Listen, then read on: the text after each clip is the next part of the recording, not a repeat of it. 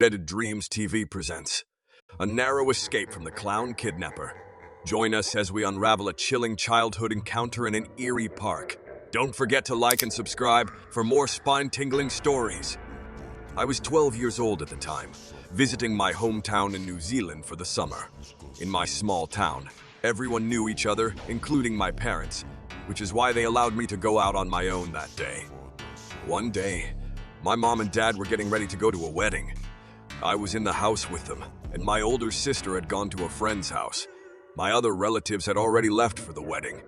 I was supposed to stay home alone, but I noticed that it was a beautiful day outside. So, I asked my mom and dad if I could go to a park that was just 2 blocks away. At first, they were hesitant, saying there would be nobody to take care of me. However, I argued that it was such a lovely day, and the park couldn't be empty. After some persuasion, they finally gave in and allowed me to go to the park with the condition that I returned before dark. I agreed and ran outside, heading towards the park. It took me no more than 10 minutes to get there, but when I arrived, I was surprised to find the park completely empty and abandoned. It was one of the 2 parks in the whole city, and it should have been packed. Nevertheless, I ignored it and started playing around. While playing, I heard a voice from a distance. A clown was on the other side of the gate, motioning for me to get closer. Behind him was a white van, which I hadn't noticed before. I thought it was some kind of delivery truck. I cautiously walked towards the clown and stopped a good distance away. He asked me in Spanish, "Hey kid, do you like clowns?" I nodded, and he gave me a disappointed look. Then he said, "Well then, want me to see if I can change that?" He opened up his van, revealing only 2 boxes inside. There were no seats, no posters, just those 2 boxes and emptiness. As a child, I didn't pay much attention to it. I watched as he pulled out a deflated balloon, blew it up, and formed it into a dog-shaped balloon animal. He handed it to me, and I smiled. Then, he motioned for me to come closer, which I did. He suggested that if I wanted to see more of his tricks, I should get into the truck.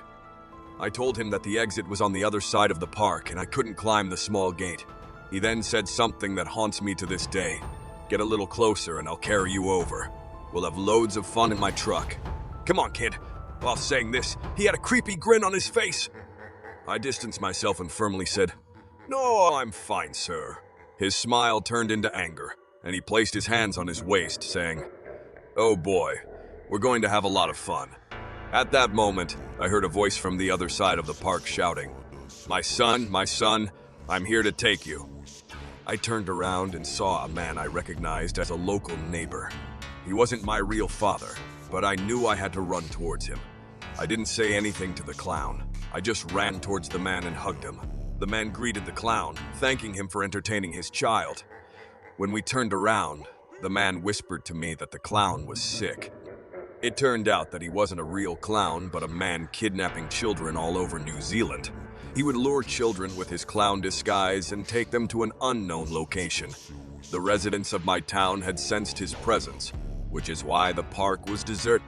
The man had happened to pass by, noticed me talking to the clown, and ran to save me. He had also contacted the police to report the incident.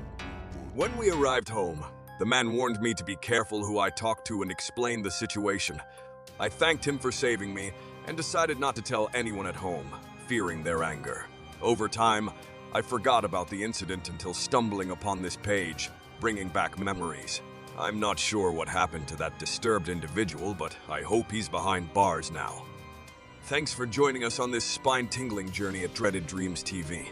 Subscribe, turn on notifications, and dive into more nightmares. Thanks for watching.